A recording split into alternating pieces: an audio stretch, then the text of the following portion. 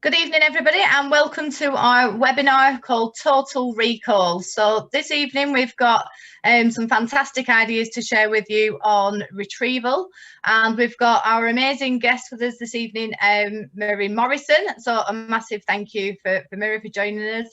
And if you've got any questions, you can always ask us later on. I know everybody's probably really tired after a really difficult half term, so we really do appreciate your attendance. So I really hope you find it really useful. Okay, thank you. Welcome everybody.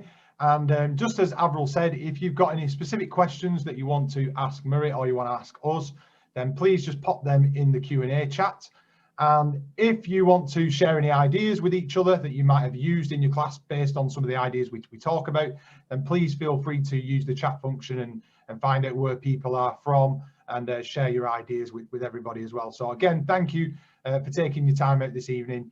I think we'll be crawling to half term by the end of tomorrow, so it's really nice to see so many people joining us this evening. So without further ado, I'm just going to hand over to our special guest, which is Murray Morrison. He's going to tell you a little bit about himself and what kind of things he's going to be talking about, and then we're going to look at some retrieval stuff. So over to you, Murray. Thank you very much, Gary and Avril, and thank you everyone for joining for this presentation. I'm really pleased to be able to join you for it and to be able to talk a little bit about retrieval practice as I see it, and particularly the kind of areas of retrieval practice that have really inspired me on my journey in education. So I'm only going to talk for a couple of minutes, and then we're going to hand back to Gary and Avril to talk about lots of really brilliant retrieval practice methods that they use in the classroom and that you can use in your classroom. And then later on, we'll talk a little bit more about some practice mechanisms that I've seen working really well in schools. So just by way of quick introduction, oh, sorry, Gary, there's the slides are going haywire a second. Sorry, we'll just try that again. But by way of quick sort of teaser, I'm going to put a number on the screen here, which I think hopefully will be appearing here. Is a long number with lots of decimal places. And I just want you to think about, do you recognize that number? What do you think that number might represent? And that's something we're going to come back to a little bit later on. Hopefully I've got the hang of this remote control presentation. So by way of quick introduction about myself, my name is Murray. I'm the founder of an ed tech company called Tasmai, which has been used around the country, around the UK particularly, as a retrieval practice mechanism. But I built it originally for my students, and the idea was to embed the retrieval practice mechanisms that I'd seen working in many different contexts, but embed that in a software that could be used. So we're used around the UK quite a lot. So if you're in the UK, you might have heard of us. But what we're talking about tonight is not really Tasmai at all. We're talking about the retrieval practice ideas that I used to embed in the platform, if you like. So we're not going to be talking about Tasmai much. We're going to be talking about those mechanisms. But before we get into that, I'm going to hand back to Gary first, I think, and Avril, to talk about some retrieval practice mechanisms that they use all the time, ideas that you can take into your classroom. So I'll hand back to you. Thank you very much, Murray. So we want to share with you some ideas on retrieval practice. It's quite hot in education at the moment. There's lots of conversation about it, and in particular about research and informing pedagogy of teachers, which is really useful. And it's sort of in a more digestible form, if you will. Some of the research which I've just put together, I don't want to delve too much into the research because you can go away and read that yourself. I think one thing that benefits me as a teacher is getting some actual ideas, knowing a little bit about the research, but then how can I actually make that research and turn it into my classroom practice, which would benefit my students. So some of the facts and research I've taken from this particular paper here, how to use retrieval practice to improve learning. So if you look that up on the internet, we will send this PowerPoint out as well after the webinar, and we record it and upload it to YouTube. So you can go and look for this again, so you don't need to write it down as such. So just some of the things, the basics. We always have this thing that just because we learn something quickly in lessons, it doesn't always mean we guarantee to remember it as such. When we cram stuff into our brains, it just kind of stays in there, and then it doesn't really go into our long-term memory, and we kind of forget it very easily. Some of you may be familiar with the forgetting curve, where it shows over time where we forget things, and we did a webinar with John Tate last year, where he talked a bit more about that as well. So it's basically a learning technique revolving around repeatedly recalling information that's been learned. And the key thing is without having it in front of you. You know, the sort of things sometimes you might be tempted to do is to say, right, here's some questions, you can use your book to help you. Retrieval practice is all about trying to get them to remember it from yesterday or the week before or a couple of weeks ago. So some interesting facts. The more difficult the retrieval practice, the research says the better it is for the long-term learning. So it's more effective if they're allowed to not to look at their answers in the books. So you're going to try and keep away from that. Sometimes you may want to do that, especially if you want to build the confidence of pupils up first. But try and make sure that they haven't got stuff in front of them because they're just then reading it as opposed to actually recalling it from the memory. It doesn't need to add extra time to your teaching. So I've started using retrieval practice over the last couple of years, and I've just swapped it out for other starters that I might have used in the past or activities in the middle of the lesson, which may not be as effective based on the research. So it's quite easy just to implement it in your teachers, and probably a lot of you here tonight have already started doing that as well. It reduces test anxiety. I've just been doing a parents' evening, and it was nice to say to them that, you know, we'll do an end of year test, but the good thing is it's going to be less stressful for them because they're not having to recall loads of information from right back at the beginning of the year, because we're constantly reviewing and going back to that information throughout the year as we're learning stuff. It's most effective when all students engage with it. So try and make activities that everyone can do in the class, not just individual, you know, you questioning in class. So try and make it activities that all your students can participate in. Students need feedback on the retrieval. We know how massively important feedback is. So they know what they know and they don't know themselves. And when it's more elaborate, why might you've got that wrong? Why is this more beneficial? Apparently that's supposed to be a lot better as well, instead of just saying, you know, that's correct or that's not correct. And then finally, it should not be given a grade. I think that's really important, that it's not assessed formally like that, but it's just a tool, a learning strategy. And you know, you say that to the pupils and explain why you're doing it.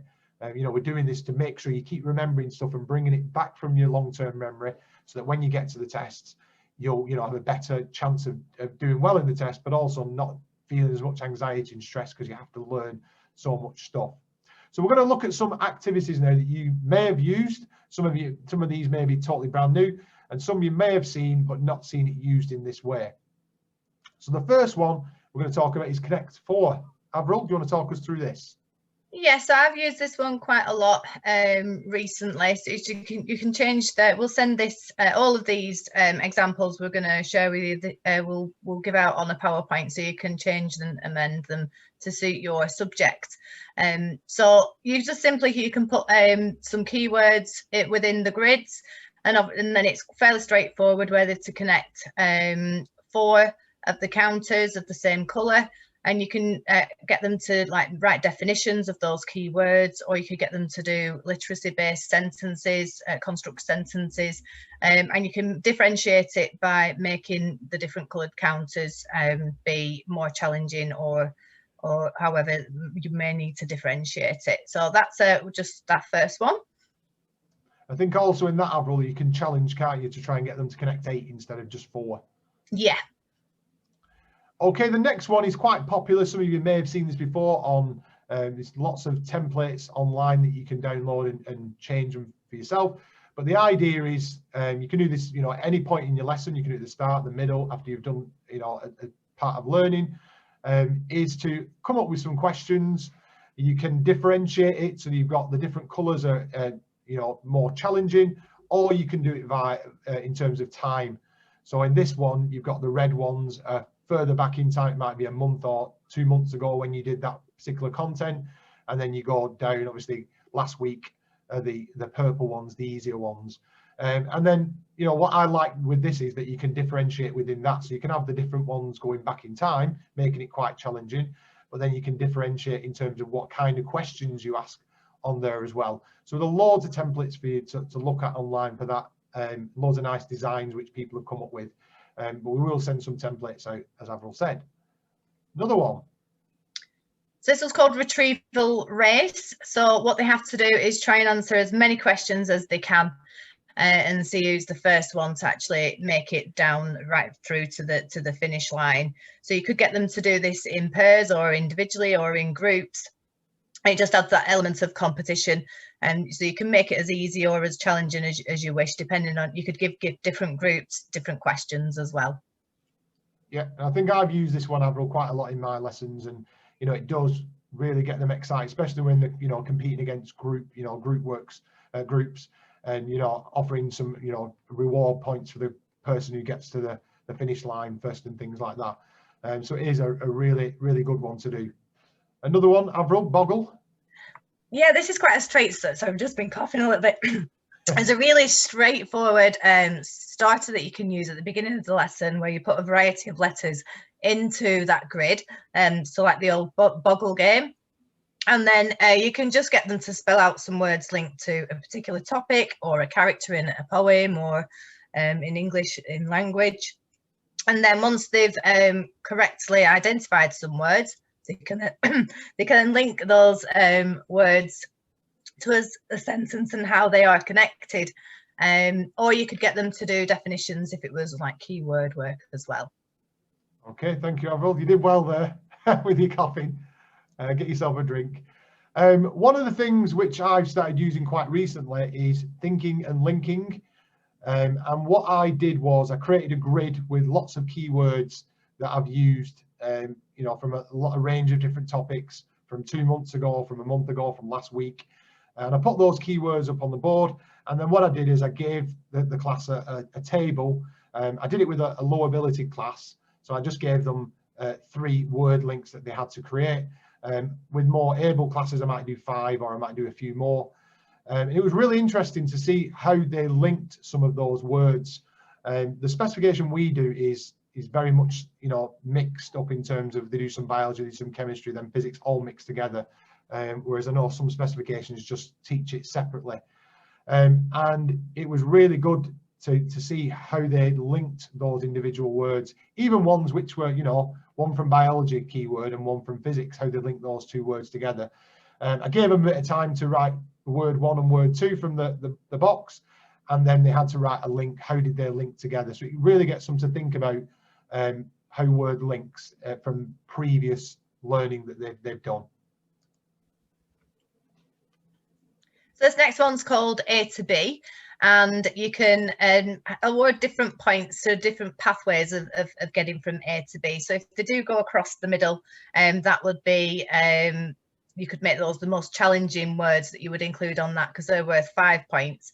And then you can colour code the different words so that they're awarded different points. So as you can see on there, they get harder as you go down.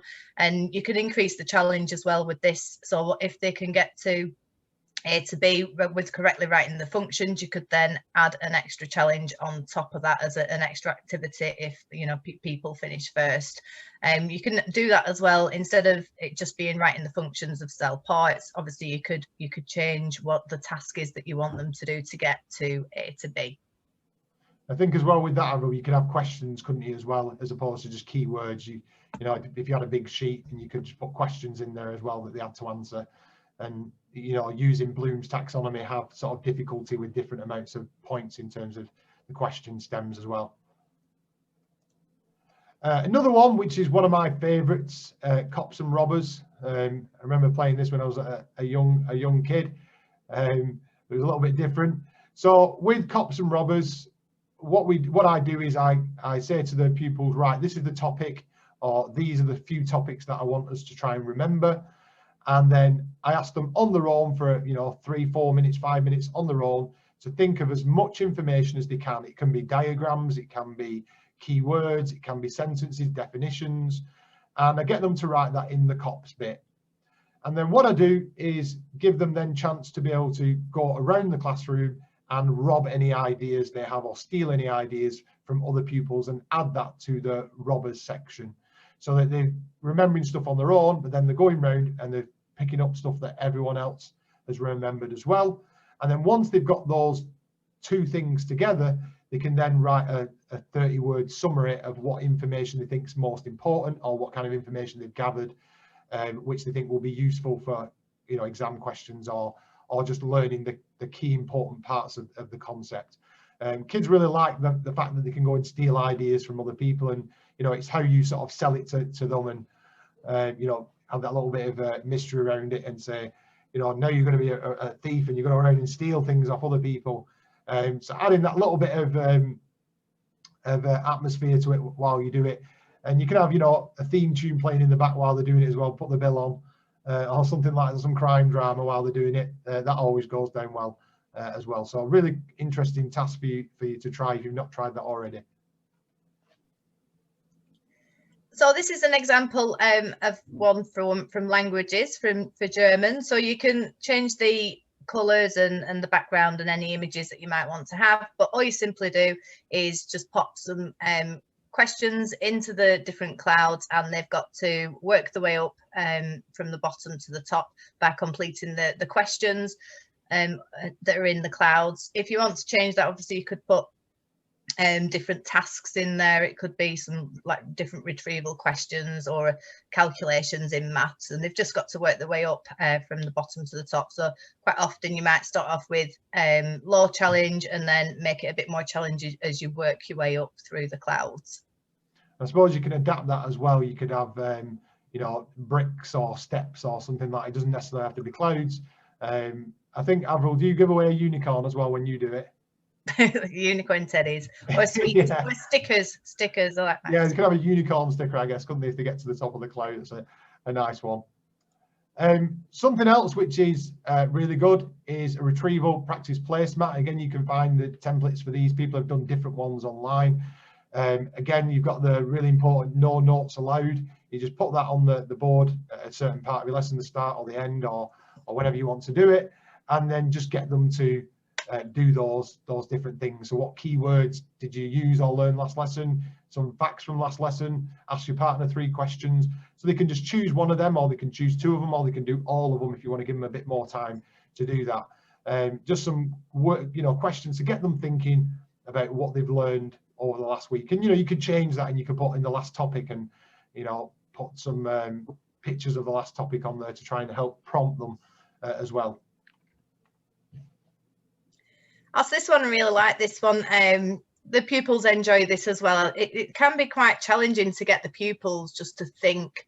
You know, if you ask a question, sometimes they might immediately just say no.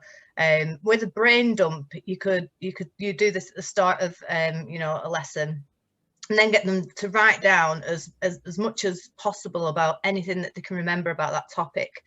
And so you only give them like 30 seconds at the start, so then that will be stuff that they can remember immediately, but then you challenge them to think for that bit longer. So they might just think, oh well, I can only remember one thing, and then just challenge them to, right, you need to think a little bit longer, and just keep going and try and dig deep and try and think of something extra that you haven't already put down.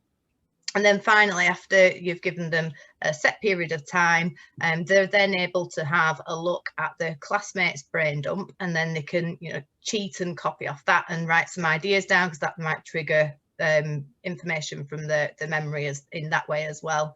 And then once they've done that, they can then compare each other's, and you could do it as a little challenge if you wanted to, instead of it just being like on A4 lined paper or in their exercise book, you could do it on little like post-it notes where they can see who can write down as many different individual points, and try and build, you know, like a little tower with as well, a little strip of really long strip of the ideas and facts that they can remember from that particular topic.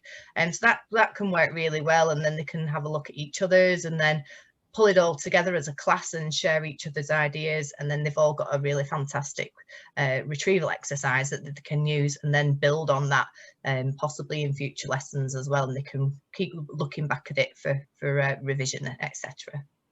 And one of the things I like to do, Avril, is, like you say, make it a bit competitive, and I'd say, you know, you need to cover who can cover the table with post-its, and then you could collect those post-its in as well, and you could make like a wall in your classroom with all those post-its on there, and you know, you can go back to it in previous lessons and say, you know, can we remember why we wrote this keyword down, etc. So it's something you can keep going back to. You can take a picture of it and then put it on your board again, of the key ones that pupils have come up with, and go back to it as well. Something else which some of you may have used but forgot about is one of the Kagan structures, which is find someone who, and it's also very similar to walkabout bingo. And the key part about this one is that you put questions down the left hand side. You'd have a middle box for answers, or a section saying A for answers, and then you have the initials or the name. And the key part of this is that the pupils themselves can't answer the questions themselves. They have to go around the room and they have to ask other people. So it's a great way of discussing things as a class, and also getting answers and speaking to other people. And I do it as a bit of a competition, or first one back to me gets some achievement points or whatever. And you can see that, you know, frantically running around the classroom trying to get the answers off different people.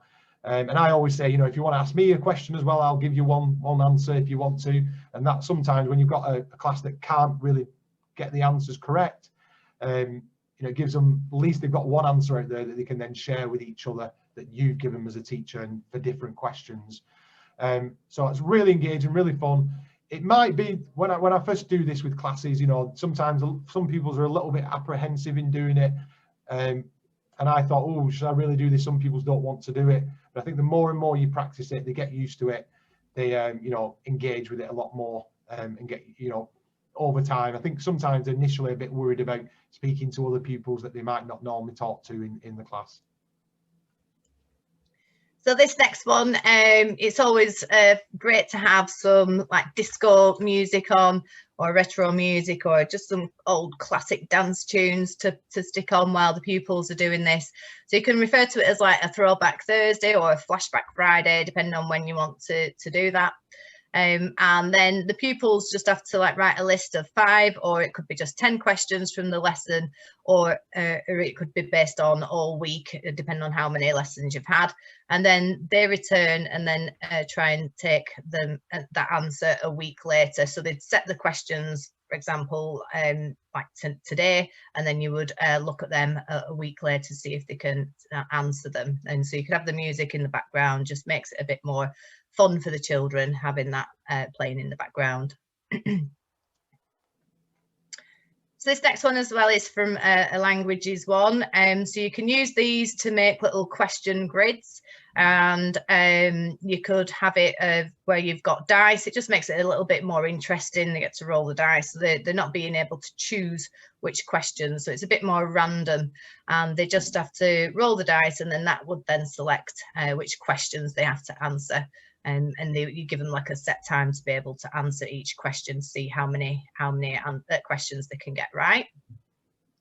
One of the things on this one, Avril, what you can do as well, if you know, because it does take time to do these questions, but once you've got them for a certain topic, you know, you can keep going back to them and using them previous years. I've done this as well, where I've got 2 different ones. So I might have a roll the dice player A and a roll the dice player B, and then, you know, each person's got their own different set of questions, or you can even mix them up. And then it's a bit of a competition, so who can cross off all the questions they answer first. So they take it in turns. If they get the question wrong, they don't get to cross it off until they roll that number again, and then they get the opportunity to do that answer. And you can also give player A, player B, player A's answers as well, so they know if they're right or wrong, and they can work together to do it in a pair. Another way using that one we've just discussed as well is if you've got like I've laminated like snakes and ladders boards before that I've just printed off Google, and you can then you know, if they roll the dice and then they get the question right, they can then move the counter along the snakes and ladder. So you could just add a bit of a competition with it in that way as well. As this one's quite a simple one, a nice little template. So in the first box, they'd write down everything that they can remember about the last lesson. Then the second box is obviously from last week, and then they have to dig deeper and write things down about the last topic. So a nice straightforward template that you can use there. This is quite a good one as well. It's just a bit slightly different to some of the others that we've got. So there's 5 different tasks, and it's called Bullseye.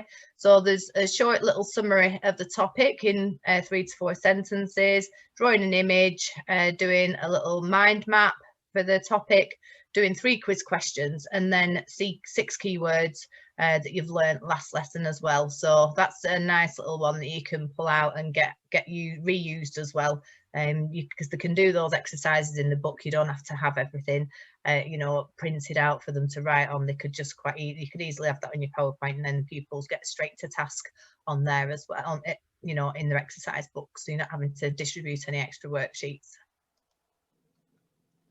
The next one's called Memory Pass, so it's a little bit like the old Blockbusters game.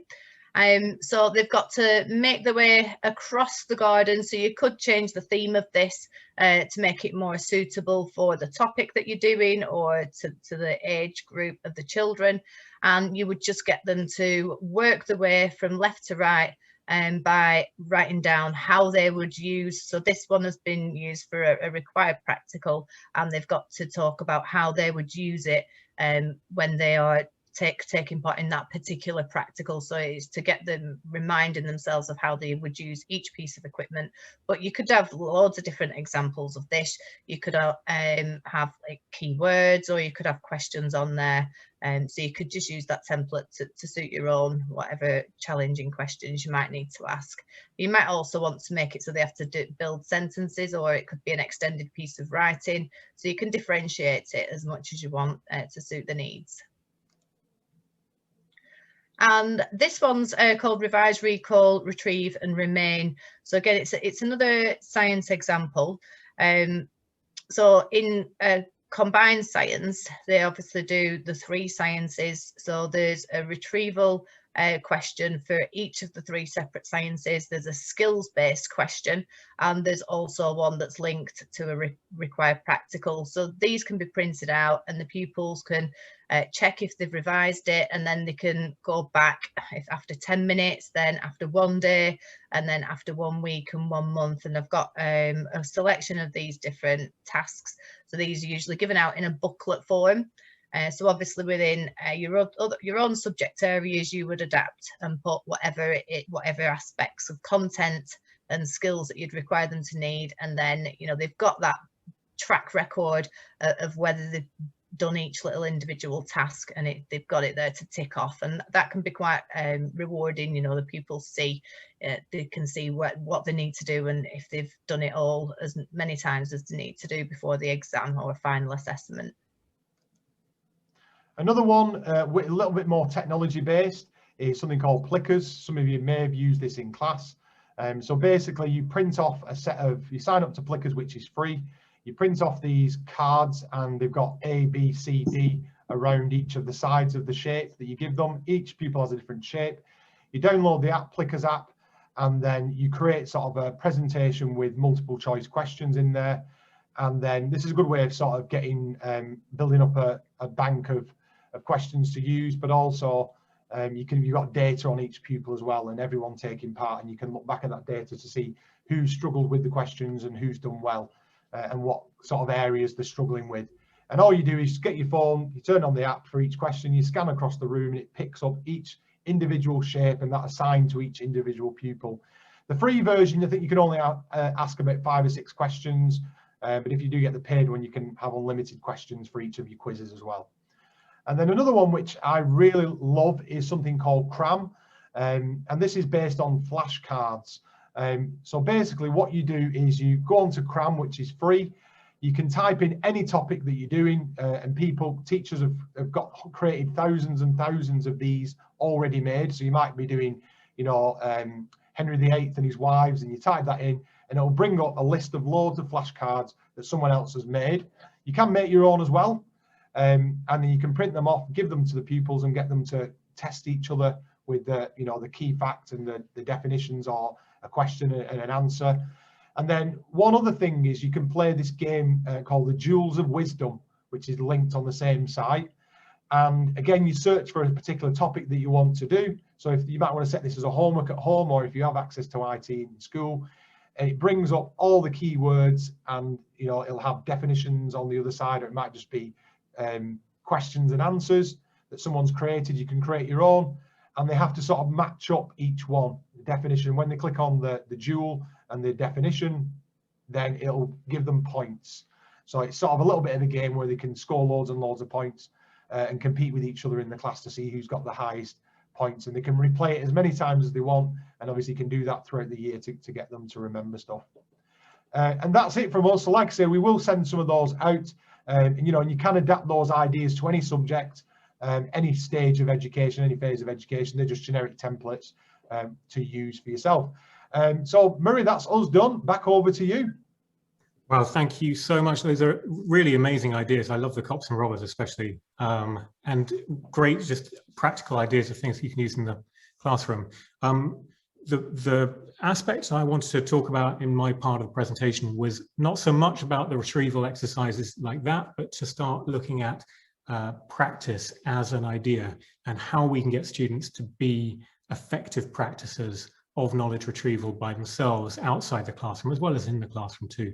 A little bit of background on myself, as well as a career in teaching and doing quite a lot of teaching of science and maths. At some point, if I can make that slide go, there you go. I actually started out in life as a professional musician, and I also supplemented my sort of very low music income with a lot of with my teaching career, but I also did a lot of sport. My sport was fencing. I never got to the Olympics or anything like that, but I did in both of these fields spend a lot of time with very, very talented and very able people who were experts in their field at practicing in these practical examples. So while I was teaching and working with students in generally science and maths, I was always fascinated about how I could get my students to be more effective practices, to make their learning stick, and to use what I'd learned from my life in music and from my life in sport and apply that to a teaching methodology. So all those strands, all those ideas then got combined into this initial flashcard game that I made for my students and then into the software. Now, what I want to talk about today is really that idea of retrieval practice and those habits of highly effective learners. So what we're looking at today is those things that I've perhaps tried to build into my program, but actually things that for a long time I just would try to communicate to my students, and I think we can all try and instill in our students to be better, more effective practices by themselves. So first of all, let's just look at that idea of retrieval practice. Lots has been talked today already about ways of improving retrieval, students' ability to recall knowledge. But what I want to focus on in this part is the other side, the practice side. So what is practice and what is the benefit of it, and how can it be improved in order to make the retrieval really effective? So I don't know, my basic idea of what practice is to repeat an action, to repeat something in order to bring about an improvement. But beyond that, of course, if you are a practicer and you repeat actions or behaviors to improve them, you also improve your brain's ability to perform that action again. So you're building neural pathways through practice, and that's what what I want to try and instill in students by getting them to do their regular retrieval practice. But this again has like an accelerating effect. So while you practice, you're going to embed those aspects of your practice that result in good retrieval, particularly if, as Gary and Avril referred to, your retrieval practice has feedback in it. You can start to embed really successful practice mechanisms. And this is something I think all of our students can learn to instill in themselves and make themselves really powerful, self-sufficient learners. So all this is getting at is to say, the more you practice correctly, the better you become at practicing. And the practice itself, improving your retrieval, becomes something that accelerates. And so that's, I think, the real sort of goal of this approach. And we have a sort of a watchword we say in Tasmite all the time, which is very faint on here, but I'm sure you all know this expression, right? Practice makes. Now, if you're thinking practice makes perfect, that's not what we say. We would say practice makes permanent. And this is really vital, I think, in trying to instill good practice techniques for our students, is to underline this idea that practice makes permanent.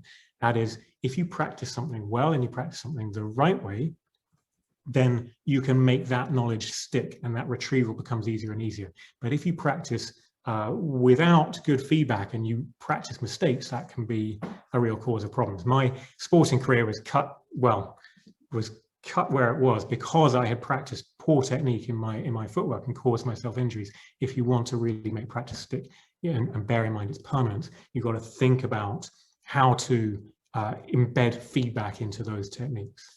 So all that said as a sort of background, what I sort of sat down and thought about when trying to put this together was to think about the people I'd known in my life through sport or through music, and think about what habits they had that made them really, really successful. As I say, I was not a particularly high flyer in either of those things, but I found myself often sitting next to brilliant, brilliant performers, real elite athletes or elite musicians who knew how to bring their best game on the day. And as a teacher, what I wanted to do was get my students to be effective learners so that they could perform at their best when it came to, you know, the sort of crucial moment, whether that was an exam or just being able to build on that knowledge while they were learning in the classroom.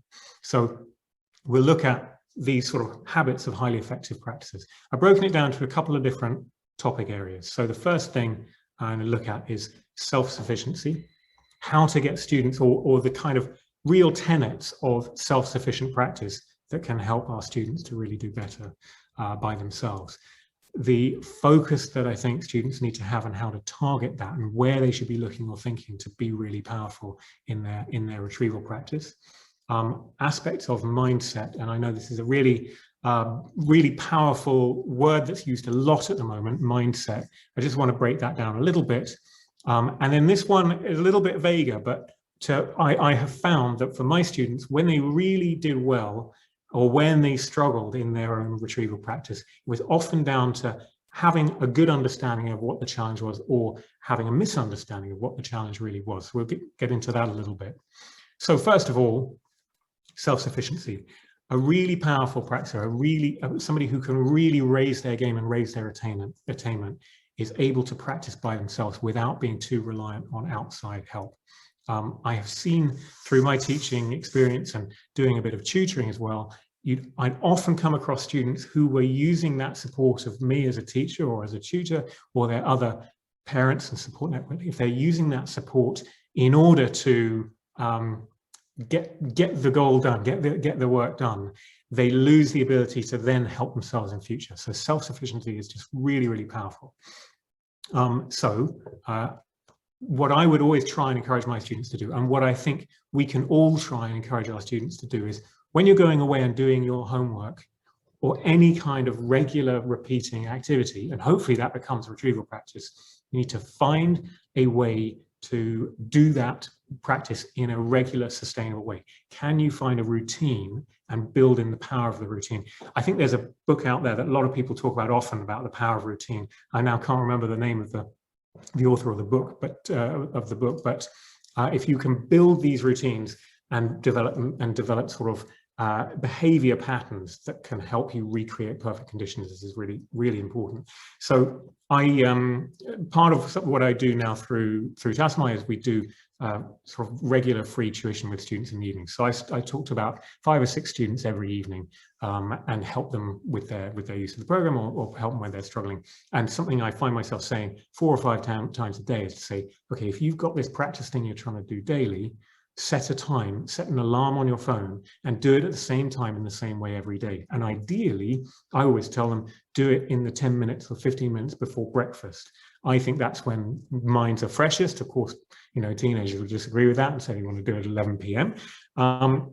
But what I try and always connect that to is if you do this little regular practice before breakfast and do a little retrieval practice, then you can tie that instantly to a reward. So if you've done it and you've done it well, you can have your favorite breakfast, or you can go off to school thinking, you know, feeling like you really set yourself up for a good day. If you've done it less well, then maybe you have a punishment, which is you have to eat a breakfast you hate. Like for me, that would be Weetabix or shredded wheat. So having a quick reward mechanism, I think, is really, really important, and building healthy superstitions. I put healthy there because you can have really unhealthy superstitions too. I know athlete friends of mine who used to have superstitions like if they wore the right socks, they'd win, and if they wore the wrong socks, they'd lose. And then what happens when they lose their socks? Obviously, it's disaster. So healthy superstitions is really important.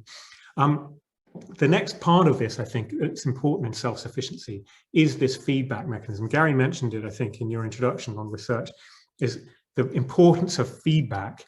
It's vital.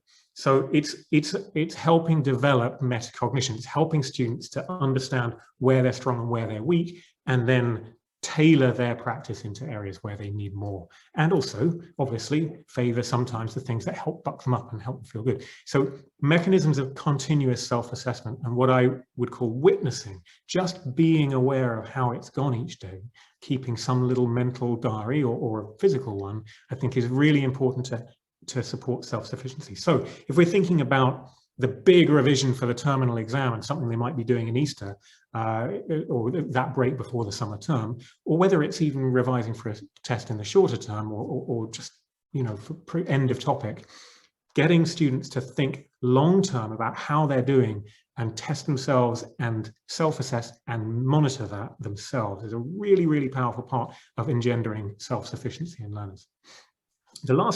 I think the last part of this one is about flow state, and I'm going to put a link or a mention of a book that really ties to this this aspect here at the end.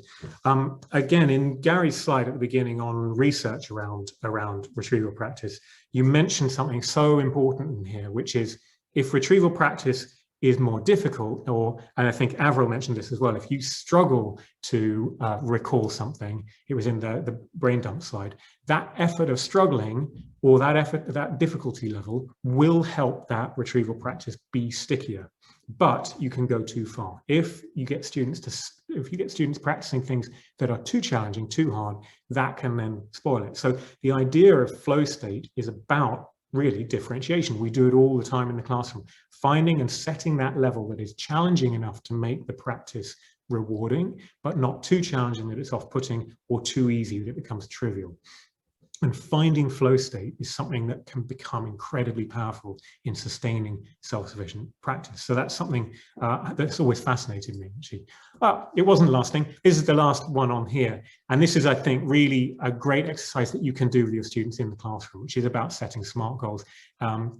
This is something I take for granted, but I realize it's not necessarily something everyone will see. So I've stolen this. I've just Google images and stole it. There are lots and lots of resources about SMART goal setting. Sorry if you already know all of this, but this is an exercise you can do with students. Say, okay, let's set ourselves each our own SMART goal for the lesson or for the week or for the topic or the term or the year. Let's set ourselves some SMART goals, and then you can have some collaborative exercise to say, right, is this goal hitting these marks? The idea is if you set yourself goals that can be measured, that are realistic, that are attainable, in other words, and have a kind of deadline on them, you can get students into that habit of goal setting. And then the reward for achieving those goals is just far more effective self-assessment and witnessing that ends up making students really self-sufficient in their practice. So that's a really big part. Oh yeah, there's another bit, which is working with a coach, only that self-sufficiency sounds like, oh, you can't ever ask for help. No, it's about working by yourself or working well within yourself and then asking for help when it's needed, rather than asking for help just because you haven't developed that self-sufficient mechanism. So I always wanted to help my students become self-sufficient and then come to me for help. If you think about joining a gym, I've joined a gym and I have somebody who can give me sort of personal training lessons. They're expensive. What I'm not going to do is get my trainer to go and run on the treadmill for me. Instead, I'm going to do the exercises she sets, and then I'm going to ask for help now and then. And that's really kind of crucial. Next part, slightly more briefly, is about focus and focus for good practice. What I've seen time and time again, even I was lucky enough to go to the Olympics, not as a competitor, but as a referee in 2012, I would see the gold medal winning athletes in my sport having their warm-up lessons and having their warm-up exercises, and they were not doing brilliant, fast, flashy things. No, instead, they would spend 20 minutes with their coach just practicing basic hand movements or practicing basic step movements. So the idea that even people at the top of their game spend time focusing on the basics is a really important lesson to learn. We can apply that as well for helping our students become really effective practices. So, you know, as a musician, I would tend to spend the first hour playing long notes and playing scales and patterns before I went off playing, you know, Charlie Parker tunes. So getting our students to focus on the basics and the retrieval practice, they may say, oh yeah, sir, I know all that. But actually, if you can get them making sure they're continually keeping an eye on the basic facts, that's not only great for making sure they don't start to create or leave gaps, but also for helping them feel really confident and witnessing, yes, I'm capable of this and I can build on that knowledge. In terms of the way I built this into the app, in terms of task mining, we've got this kind of idea as well in here, that we want them to focus on the basics, do basic retrieval quizzes, and have an achievable goal. This ties into the SMART goals idea as well, but also something that, again, I think Gary mentioned about, essential retrieval practice ideas. You don't grade it. You don't say this was good or bad retrieval practice, so this is a D or an A. But instead, you rather would focus on, yes, I've done the practice today, I've got a tick for that, and it's about rewarding participation. So we always try and build into our program really an achievable daily goal that it's done. We're not then going to say you did it brilliantly or did it terribly, but we're trying to reward the behavior of habit forming. But while you're focusing on the basics, we also want to try and keep the big picture going. So what I would do with my students, this was at secondary level and in science, would be often to get the whole specification printed out and get them to regularly look through the required knowledge and mark it in the traffic light system, something like that, so that they were aware always, well, how are we doing on all these points, and keeping an eye on the big picture. What I've done in the program we've built in the software is to represent that whole specification actually for the learner as a piece of data, which we've got a slide on here, which may have vanished. Oh no, there it is. So this is like a representation of the knowledge where students can see the different branches of topics, there's branches and their leaves. And so this is an enormously healthy tree right now, lots of yellow leaves, lots of areas for attention, which they can sort of dig into. And over time, as they cover more of the content and improve, that tree starts to grow. I think this is actually my tree I don't want to say, I hope it's not physics, but we'll see. So to build up that idea of the big picture and then give them the ability to sort of really zero in areas where they're weaker. Again, it ties into this idea of self-assessment and witnessing. Can you see your traffic light chart of the syllabus turning green? And can you sort of see where the niggling areas where you're struggling are and zone in on them? Our thing lets them kind of click on those leaves and see the gaps. Biology, I knew it. And also where you're doing really well, you can start to see, branches of the tree growing, lots of new growth. So it's a really nice way of helping students sort of think about the metacognitive process behind it. So the next section I mentioned before was mindset. So people talk a lot now about growth mindset, and I think it's just so powerful for getting our students to be really self-sufficient and really successful practices. So whatever they're doing, whether it's language practice or science or maths, or even if it's something completely outside the academic sphere and they're trying to improve their football or their running or whatever, there are sort of these tenets of mindset that I think have been really crucial. So I've kind of boiled it down to these 4 R's. The first one is relentlessness. There's all kinds of very aggressive or motivational posters you see online that are like, the day I don't practice is the day my rival is practicing. I don't like actually that competitive mindset. It's not something I really encourage. But what I want to get my students always thinking about is that they're making their practice something that happens every day, that they don't let it go off the boil, but they get into the habit of doing it regularly. And once you get that kind of regular habit, the effect can be really, really powerful. The resilience side of it is really about not getting knocked when things get too difficult. We've talked a little bit about differentiation and setting that level of challenge. Making the practice challenging makes it stickier. It's absolutely true, up to a point, of course. If it's too challenging and it's sort of off-putting, then that's no good. But embedded in that idea is the idea that when you practice and you practice well, you will sometimes fail and you will sometimes struggle. And to have this idea for your learners, for your students, to say, I accept that I will fail at times. I accept that I'll get things wrong. And that's a healthy thing. It's a positive thing, because nobody learns better from anything than they learn from their mistakes, provided they're listening to that feedback, or they're getting that feedback, or they're getting the feedback from themselves by checking their answers or going and looking it up, or whatever the exercise they're doing. So this resilience idea is about accepting and welcoming that there will be occasional errors, occasional bumps along the road, and saying, this is really my opportunity to grow. Nobody grows in a sort of path, sort of an upward ramp. It's more like a hopefully upward sine wave, and there are ups and downs, and the resilience is what drives you through the little downs towards the up. This, of course, I imagine we all know, but it's something that often needs to be made explicit, particularly for our lower attaining students or students who are a little bit less confident. The next thing is relaxation. Might sound a bit counterintuitive. I have a story about this that my coach told me to try and get me to do better in my sport. And that was a story, maybe apocryphal, about a sprint team in America. Some experimenters, sports science experimenters said, we want to do a test on you guys. We want to test the effect of some running shoe on you or something like that. And they said, right, first off, want you to run your 100 meters at absolute maximum power because we want to get a benchmark. So all the sprinters, they ran 100% power, went as fast as they could, and then they recorded the times. And then a few minutes later, after they had a rest, they said, okay, we want to do another benchmark now, same conditions, everything else. We want you to run at 90% effort. Just relax a bit, just put another time in. We don't want you to tire yourself out. So they did it, recorded the time, and amazingly, the 90% effort runs were all faster than the 100% effort runs.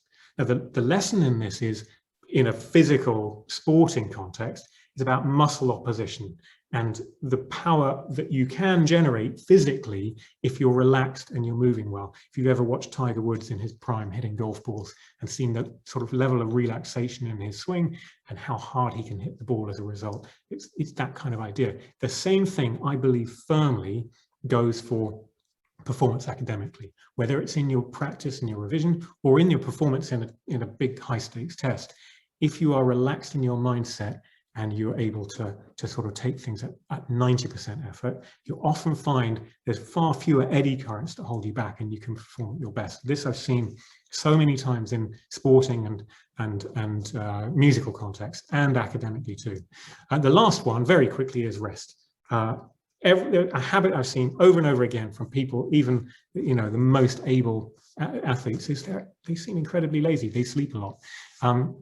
Learning to balance between effort and rest is so important, and not to let students burn out. A lot of I've certainly had experience with students who were so keen to do well, they burnt themselves out. And so to bed in rest as part of the mindset is really vital.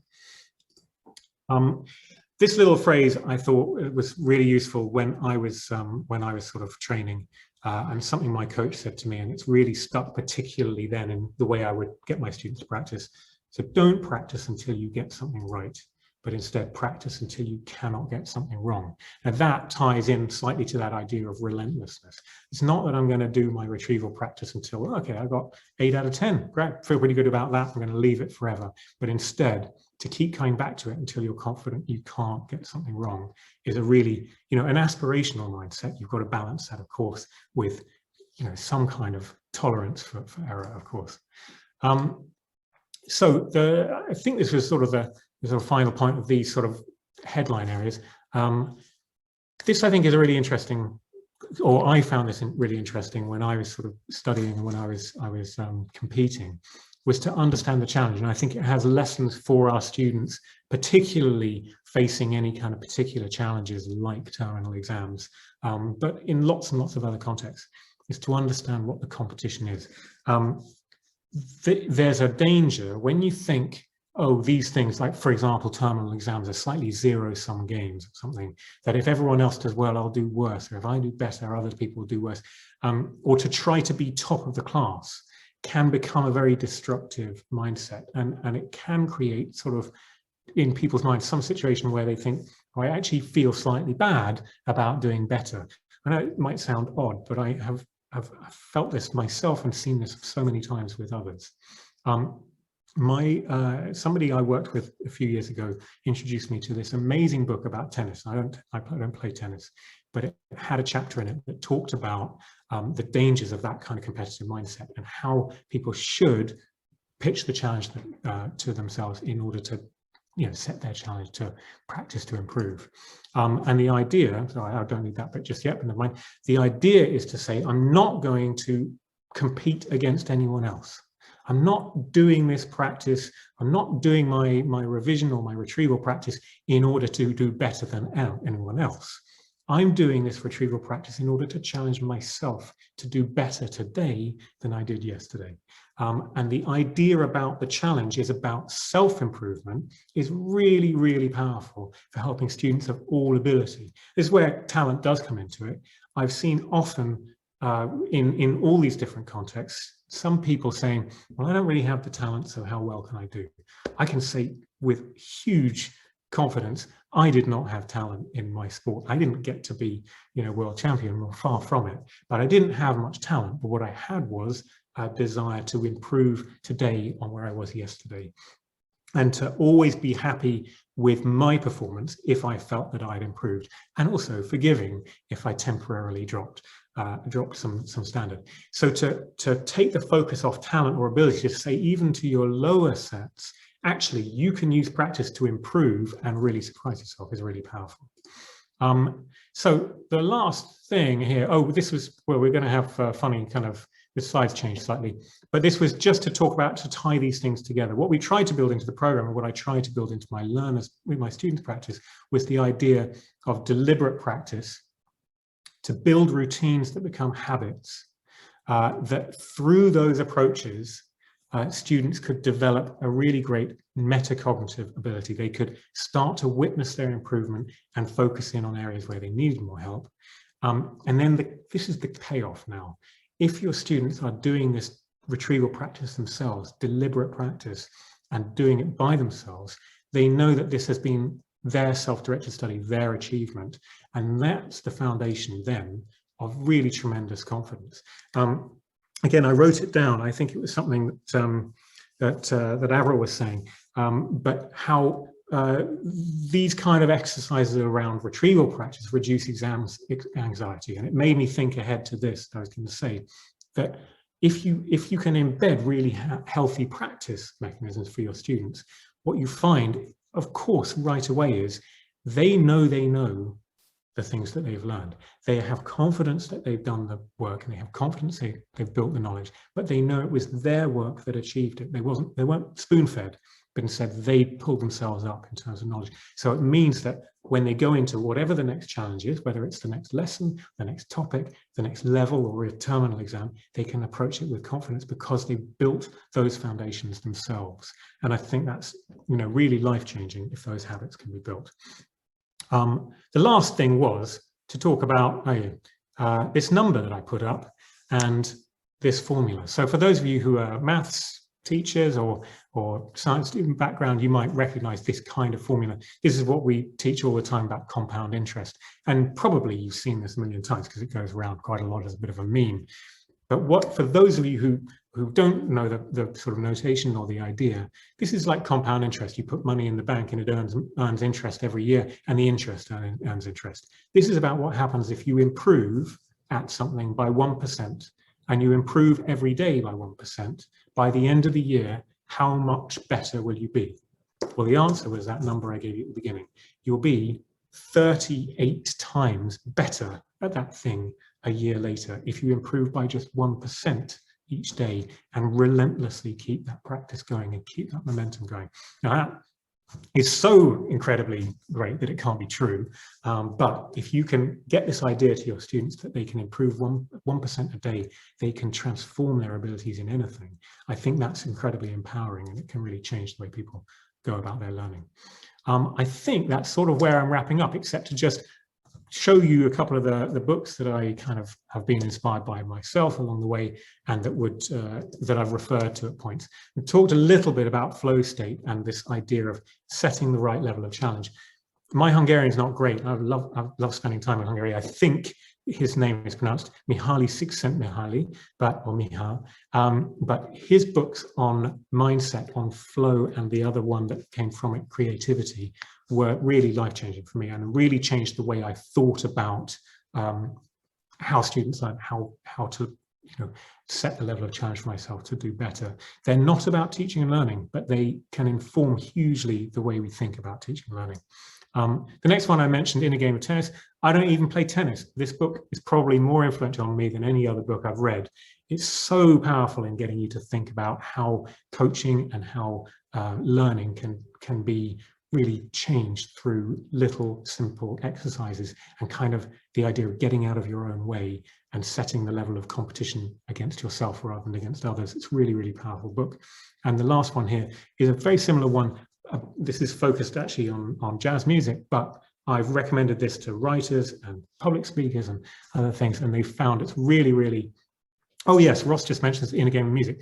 This guy, Timothy Galway, he knows how to make a buck. So he's turned it into the In a Game of Golf, which I've read, because I do play golf very badly, better now, and the In a Game of Music, and I think a few other things. So they're a brilliant series of books. He's a genius. Kenny Werner is one of the most amazing musicians in the world, and his book on effortless mastery, about how to build your practice to the point that you can perform without difficulty, without any resistance, is really life-changing. When I was at music college, this is the book everyone was reading and talking about.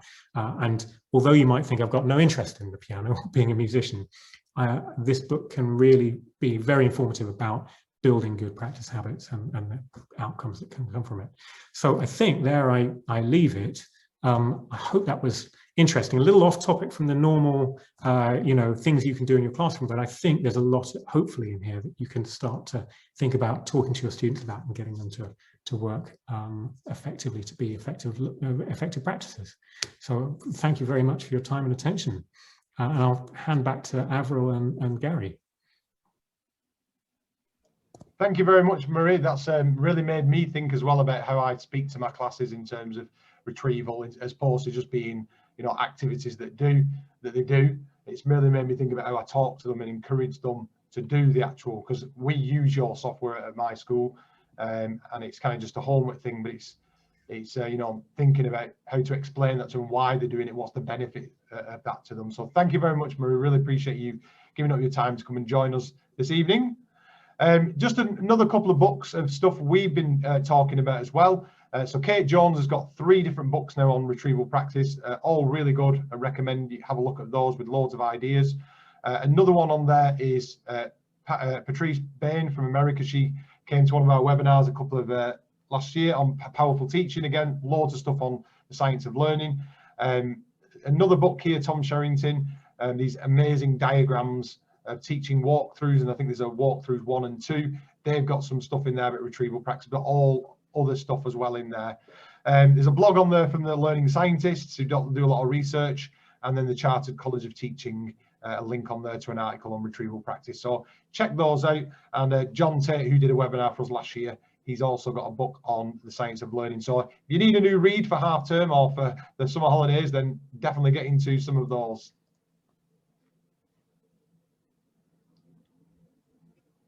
So just a massive thank you for Murray for joining us this evening. Again, it was really, really useful.